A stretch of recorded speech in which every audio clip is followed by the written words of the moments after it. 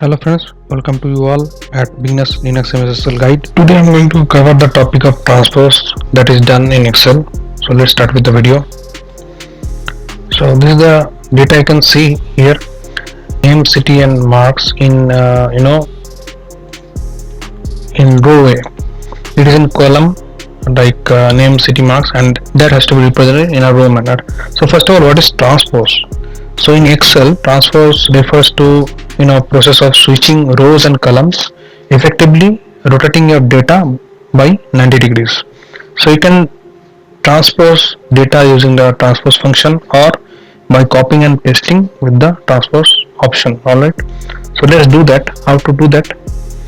Click here first anywhere in the cell of this particular table, then press Ctrl A, so it will be selected. Then press Ctrl C to copy the data. Come any of the particular cell in this area or any area of the area you want, and then go to this paste, then go to paste special, and then select this one, transpose, you can see, and click OK. So you can see now name, city, and marks part has been come as row A. It was in column, so now it is row.